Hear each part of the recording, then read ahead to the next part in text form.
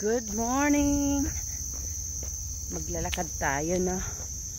Walking day for me today. It's Sunday. Yeah, nandito ako naglalakad. Naglalakad ako dito sa kahuyan, no. Muna din ilahang walking path. It's good as you can see the nature. Yeah. Nature sounds. Nadihalang highway. Sa highway na diha. Ayan. Ano de agi nga auto. Tapos nara ko dilang agianan. So atrikuan lahang kanal. Yang kanal dira. O gitawag na sapa. Ay sapa yan. Sapa.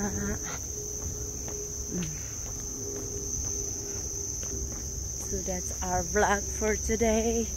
Just walking. Walking tano. Mag-ana-ana ka diri kay mga spider. Wala da eterno. Forgot I removed my watch. It was making noise, so I removed it. So now I forgot to put that on.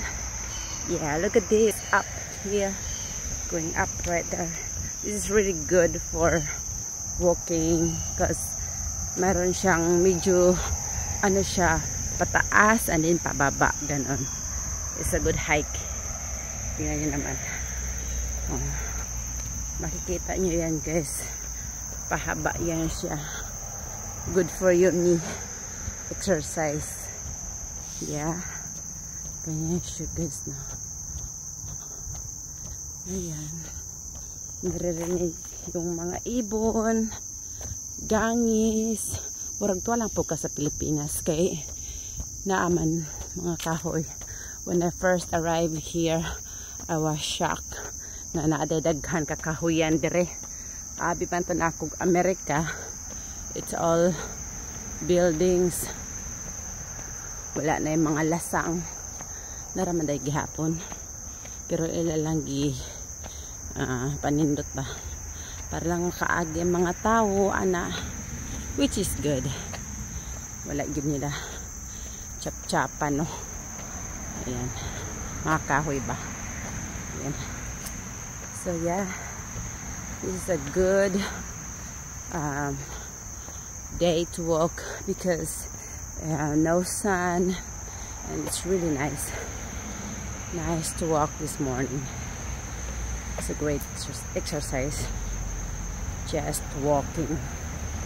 So anywho, that's my workout today, is just walking. Hindi na ako naghilamos kasi para mabilis takbo agad. Pag mata sa buntag diretso dayon lakaw. Yeah.